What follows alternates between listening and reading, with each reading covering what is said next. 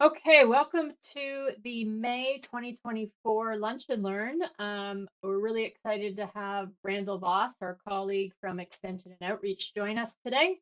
I think it's really timely that we talk about vineyard and viticulture type stuff as the growing season here gets started. And I'm going to ask everyone to make sure you're on mute so that Randall can get through the presentation. Um, and Randall's going to talk about mechanization and fill us in on some of the work he's doing and how maybe you can get involved or what's coming up for this summer for his programming. All right, welcome Randall, and take it away. Well, hello there, everyone. We're here to talk a little bit about the trend to move towards a little bit of mechanization. And this isn't going to fit every every vineyard situation, um, just because not all vineyards are installed with mechanization in mind. But definitely something we want to consider with new plantings, whether you intend to mechanize or not. You don't want to put yourself in a corner where you don't have any other options. And so I definitely would be putting in a vineyard now if you're planting that is set up for this. So we're going to talk about the whys, a little bit about training systems, maybe suggestions on prioritization, and then we're going to talk specifically about pruning and canopy management. And then I'll get into uh, a SARE grant that helped fund some of this work. We're having a vineyard mechanization tour in Missouri this summer. So, you know, I'm not saying machines are going to take over the world here. Arnold Schwarzenegger and the Terminator Rise of the Machine, probably not what's going to happen in the vineyard world. Everything probably can't be completely mechanized, but um, the trend is towards some of that basically everywhere you go. And this isn't anything new. Um, this has been around. I was in Michigan in 2001 to 2003, and they were looking at mechanical pruning. Um, and I was working a little bit with mechanical shoe positioning with Tom Zabadal, who was working there then. But the reason being now, labor is more expensive, more costly, and seems like everyone's short on time. And basically, my kids aren't available to work yet, so mechanization might need to be something you need to look at, just because labor pool is tight, and so there's not many options out there, and so that's probably the main reason for looking at this. So I always kind of start out training system wise. If we look at choosing one of these systems for mechanization, there's a pro and con to both high wire cordon versus VSP or mid wire cordon, whatever you want to call it. The VSP system is how the bulk of the grapes are grown, more or less, not exactly that system, but in the US. And so a lot of people have looked at the California industry, the VSP system for mechanization. I kind of look at it from the other perspective. I look towards the juice grape industry that is mainly high wire cordon trained vines, and in Michigan, New York, Washington, and so forth. And maybe that's where we should be going because look at costs. There's some estimates out there. VSP has a higher annual growing cost because of more labor to produce grapes because of tucking and so forth. Sometimes yields are a little bit lower, and all these numbers are assuming that the costs are the same to put in the vineyard, and we know that's not true either because the VSP is a lot more wire. And so I'm not saying you have to shift over your system, but you probably want to choose one, not two.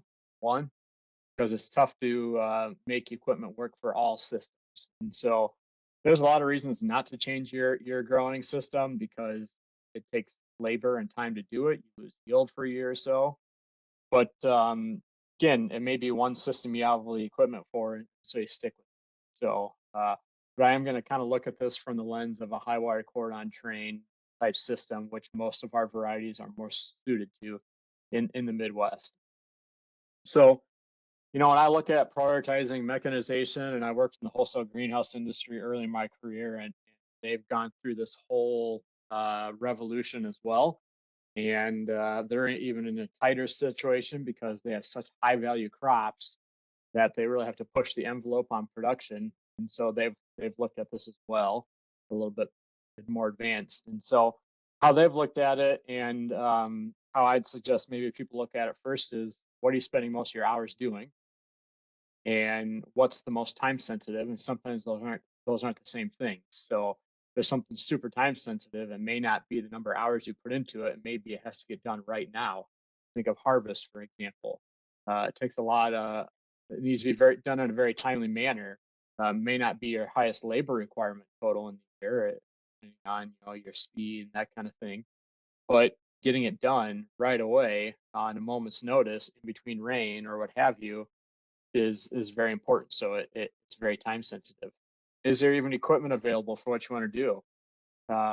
That's a good question. And then from your labor pool, what is the skill set that's available? And if you have equipment operators versus people that can do hand labor, maybe that shifts you one way or the other. So when I look at the greenhouse example, this is kind of some of the three things people commonly look at with mechanization. It's filling pots, transplanting plants into pots, and watering. And sometimes I think people look at it as well, filling pots and planting are the priority, but they water those plants basically every single day, sometimes 3 times a week, sometimes 20 times a week. And so a mechanized form of watering, so fine tune irrigation is in their world the biggest payoff. It's almost a year or two payoff in terms of hand watering these pots from a labor cost perspective, depending on the irrigation system you put in.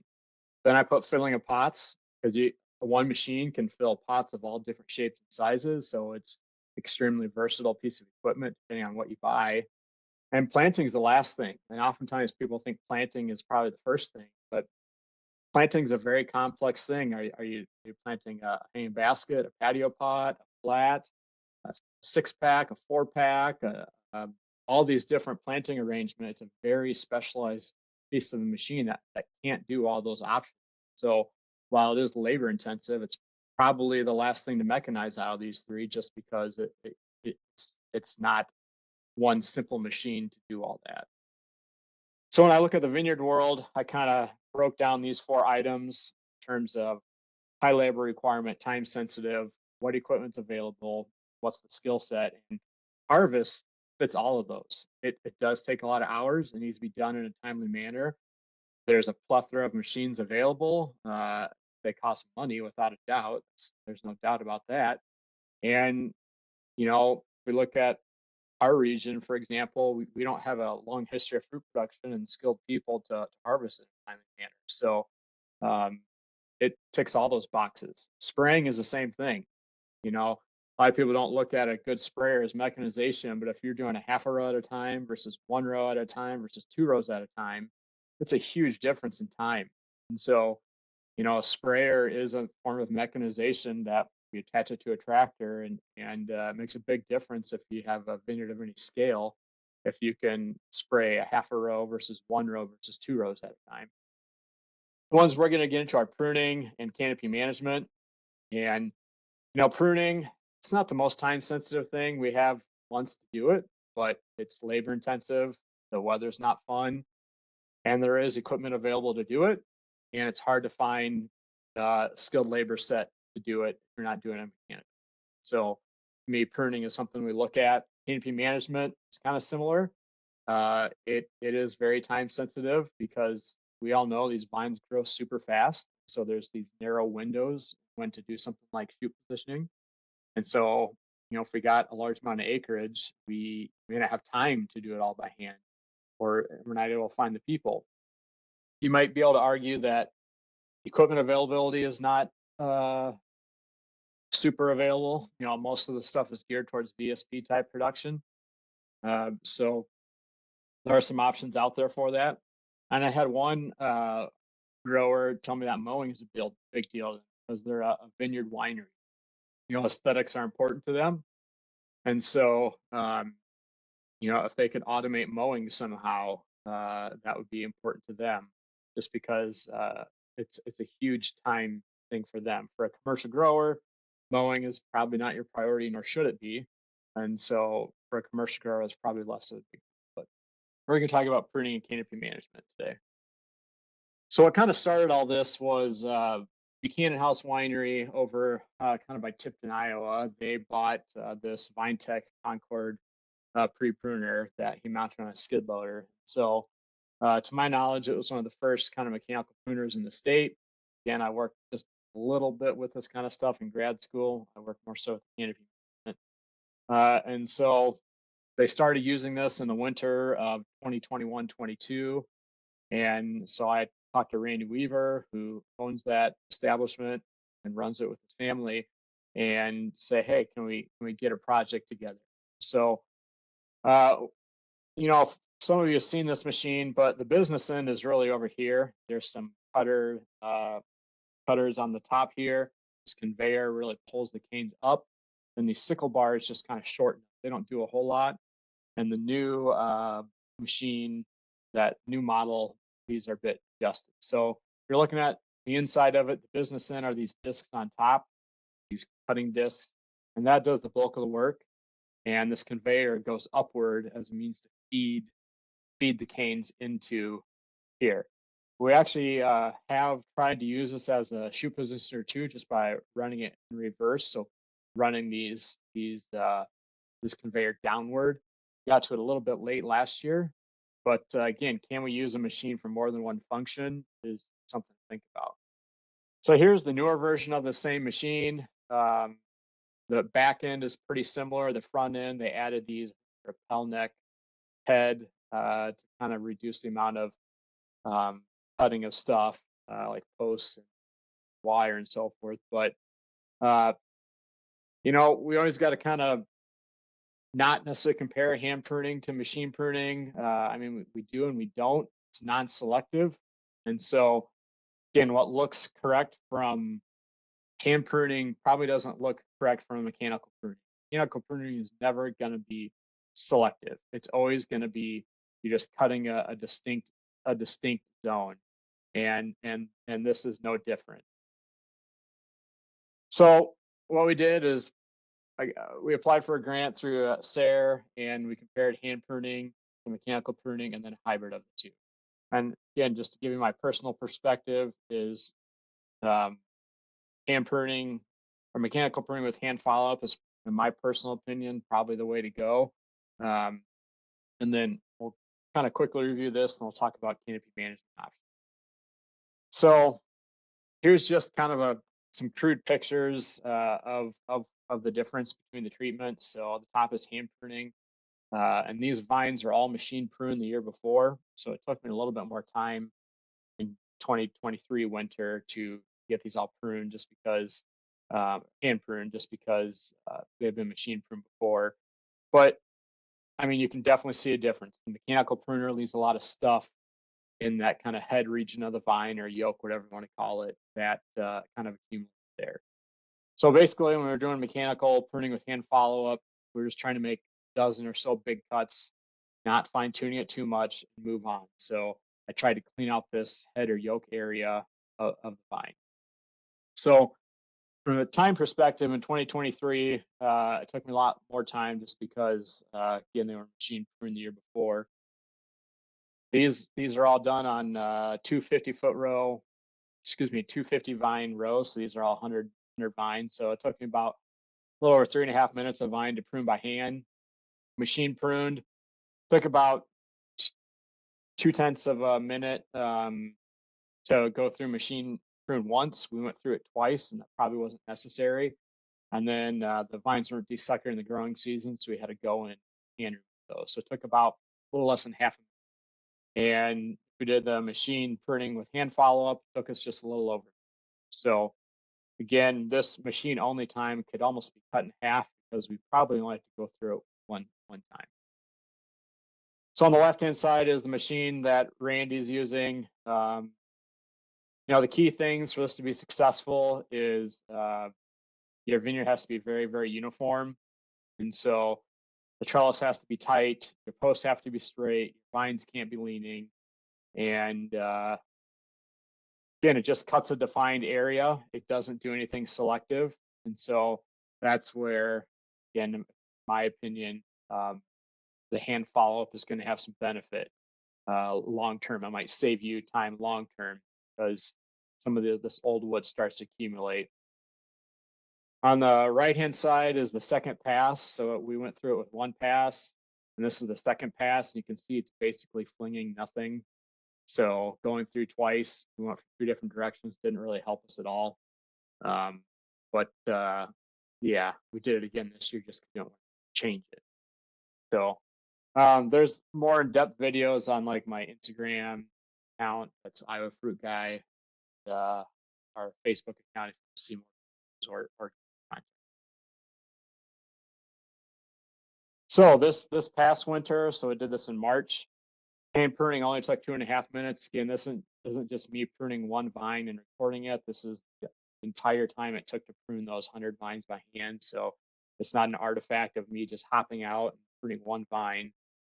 Machine pruning again took about 0.2 minutes, and we did it twice. Probably don't need to do it once. So, and machine pruning with hand follow-up went a lot faster this year because our hand follow-up took a lot less time.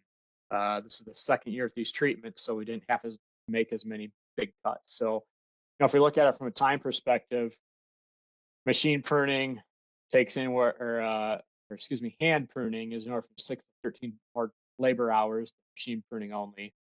And machine pruning with hand follow-up took about a quarter of the time.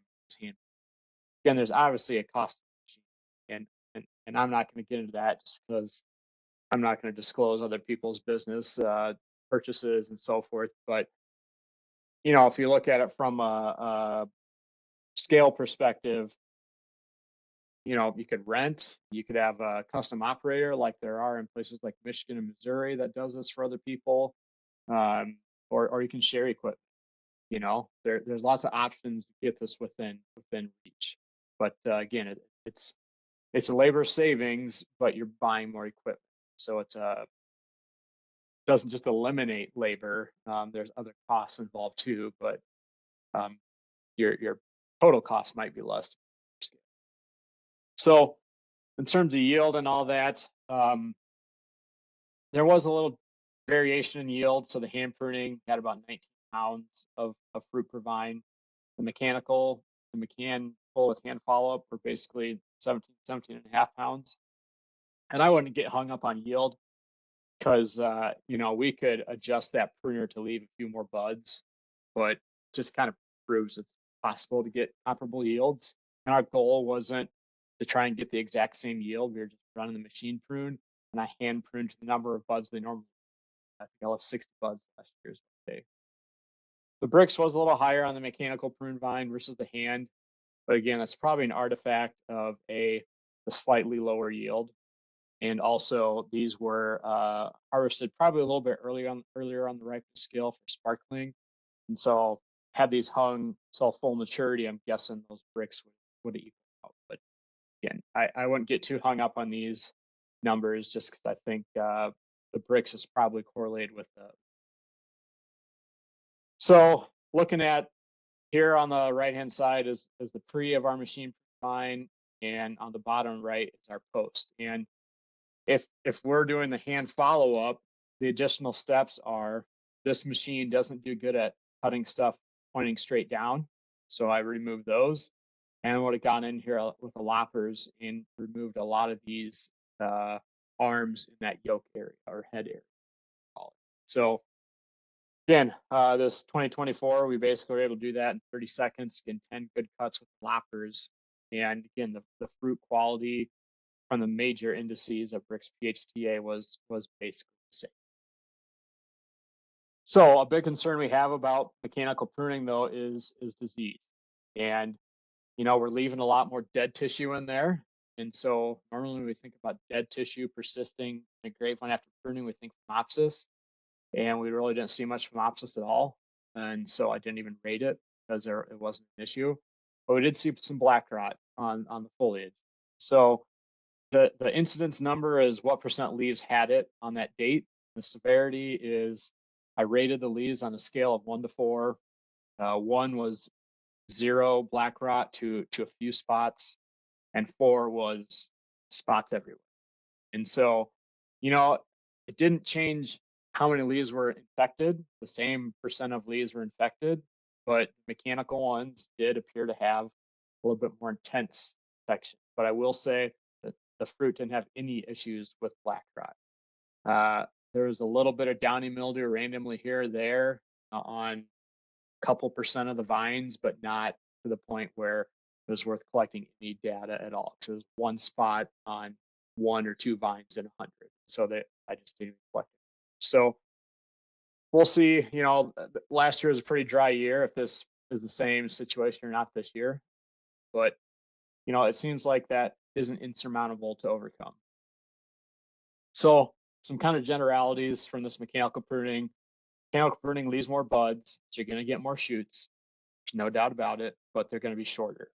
So, some people I know mechanically skirt their vines, and I always caution don't overdo that. But there's less fruit per shoot, but there's more shoots. And so, again, you're looking at these vines a little bit different. So we may still have to do other canopy management, though, to negate that issue of having more shoots. And again, similar fruit quality and yield, and a little bit more foliar black. So mechanical pruning, again, I would probably prioritize that over mechanical canopy management. A lot of growers don't even do any canopy management. If you have low vigor vines, that work out. High vigor vines, I'd probably encourage you to definitely do canopy management. And I always say, canopy management is a 2-year deal. We're trying to help current season in terms of fruit quality and reduce the amount of disease pressure on that fruit or the interior of that canopy. But also we're looking at next year. And it's easier to quantify the current season pros. It's really tough to quantify the next year pros. And so we're trying to get sunlight in that canopy to help for the cold hardiness. And the more sunlight those buds are exposed to, the more fruitful they're going to be. And in a normal year, that probably isn't that big of a deal. But in a year where we lose our primary buds, it can be a big deal. I had some plots, it was like 2010, give or take, and we were pulling 5 tons per acre on average on these plots. We had a frost when the shoots are out about 10 to 12 inches. We lost every primary bud out there, and we still pulled 4 tons off of it because those vines are combed and the secondary buds are extremely fruitful. Now, some of that's variety and so forth, but again, that's hard to quantify in most years what benefit that is in those kind of following season practices. So in terms of canopy management options that are mechanized, you can buy a lot of different sickle bar attachments for hedging VSP vine. And you can also use those for skirting a high wire vine. And again, that makes a lot of sense if you got really long shoots and you're going to mechanically harvest to trim them back a little bit so those catch plates can get underneath there. I strongly discourage aggressive hedging just to get sunlight into a high wire canopy situation. You're probably going to make the situation worse because those laterals are going to pop out on the remaining shoots that are left over if you do it too early. So leaf removal, there's a ton of options of leaf removal machines out there, and probably best geared towards the VSP system where that fruit's low in the canopy. And a lot of people think, well, I can see it, but it doesn't mean the sun's hitting it better because it's low in the canopy. So we need more fruit exposure on a VSP, my personal opinion, to get the same amount of effect as we do on a high wire because that fruit's low in the canopy. And I would say, leaf removing a high wire cordon vine without doing any homing is going to be pretty tough. All those shoots are growing sideways on the trellis. You try and leaf remove that, you're going to remove all the leaves on that plant basically. So I'm not going to get into leaf removal just because there's lots of options out there. For me, again, this is a personal opinion, is combing is probably our most cost-effective high wire cordon canopy management practice if you're going to do it. But the problem is there's not a lot of pieces of equipment out there because most vinifera or most wine grapes in the US are grown on a VSP type system. So there's just not a ton of options out there. So Tom Zabadal was at Michigan State the Benton Harbor area, Southwest Michigan, and he was my advisor back in the day.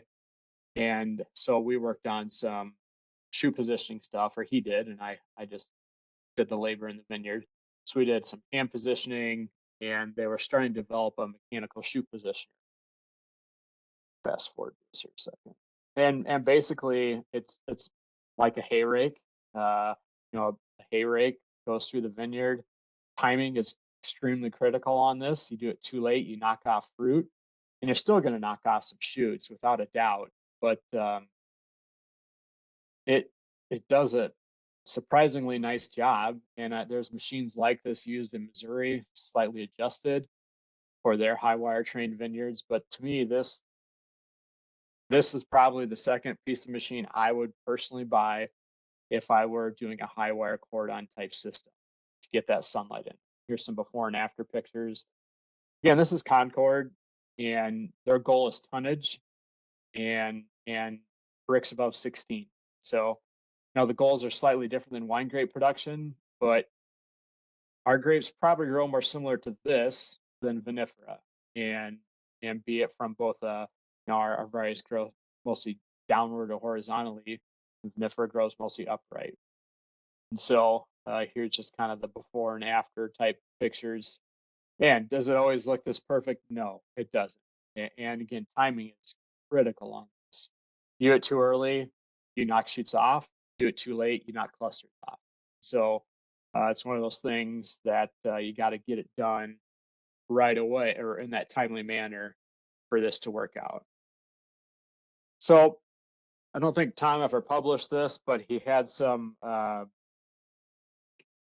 research reports on their old website that I pulled up.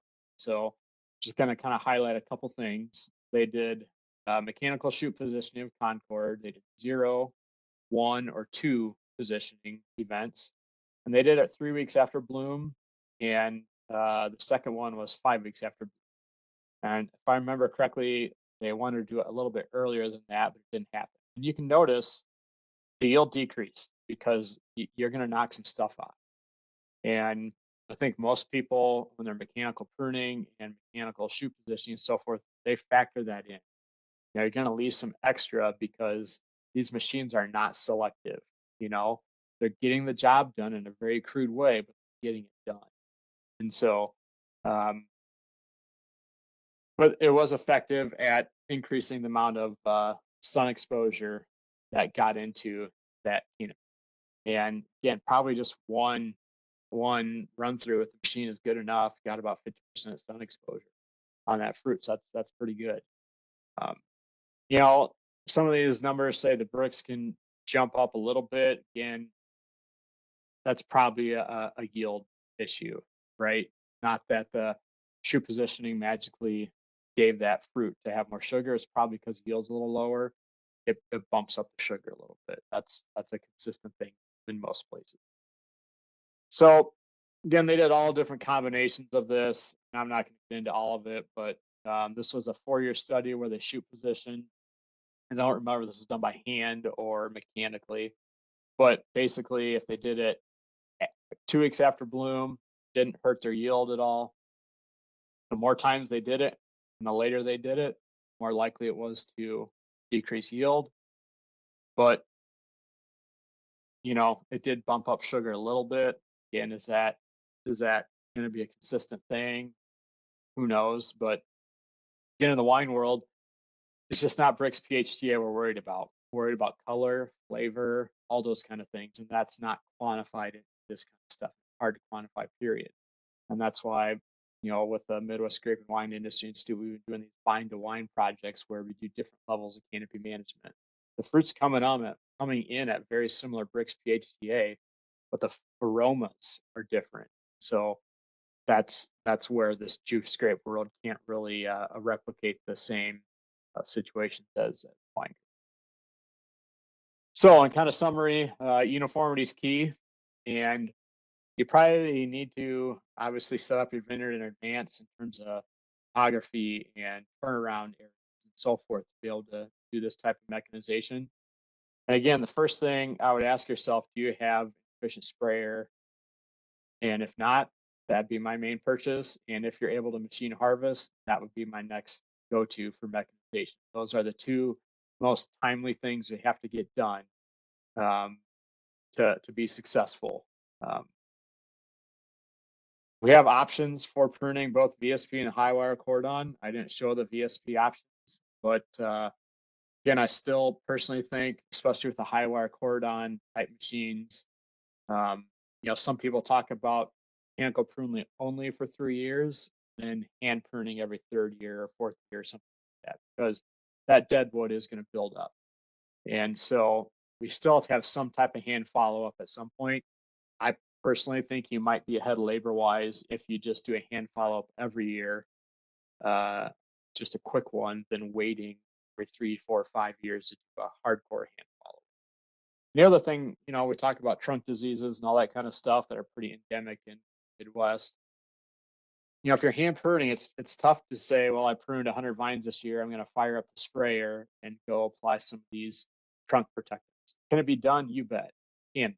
And I'm not saying you should do that, but the motivation's a little tougher if you're pruning 100 vines every day or 200, whatever your speed is, versus if you're doing acres in a day, you're more likely to be willing to fire up that sprayer to put on some of these trunk disease protectants products. And so that's another kind of thing to consider. Now, a lot of vineyards already have these diseases in them, so that not may negate that statement. Canopy management, mechanization, again, lots of options with sickle bars for skirting and hedging. Again, there's a case for hedging a VSP. There's a case for skirting high wire cordon, not insanely aggressively, but to facilitate machine harvest. But skirting a high wire cordon vine to get sunlight in, my personal opinion is you're removing too many leaves. These leaves are what produces sugar, and so then we get lateral development and all that kind of stuff. So, in my personal opinion, combing would be the next step for mechanization.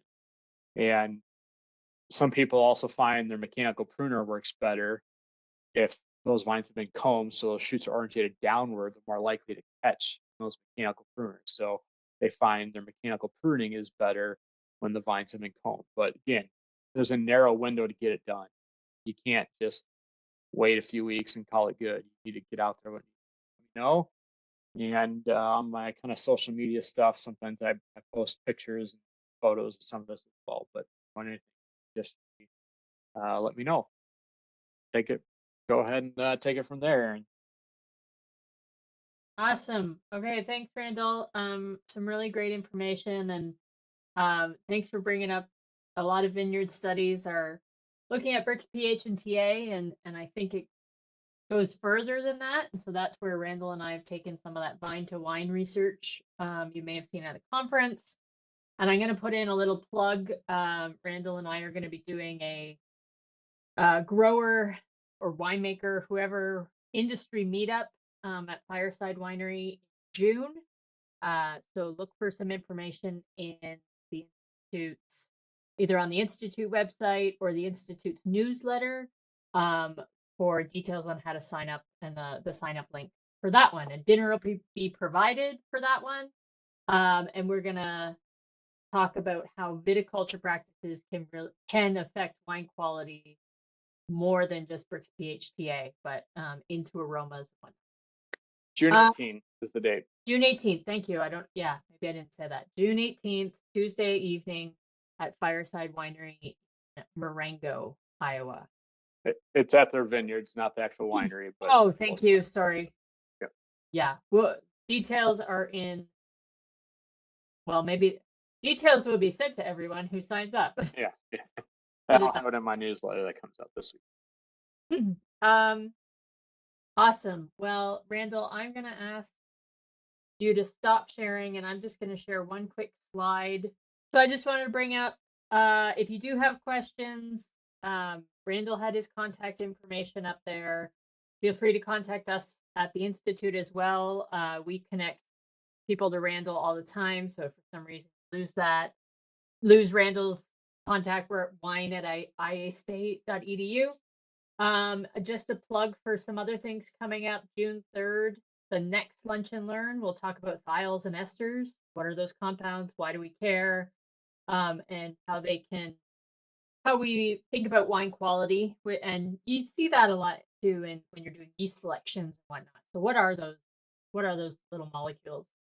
June 6th, we're going to do our intensive tasting proficiency training here on site at Iowa State. So that's a really popular workshop that we do every year. And we'll go all the way from tastes through aromas, through faults, and wine scoring and all the rest. So that's on our website. You can find the sign up for that, registration for that.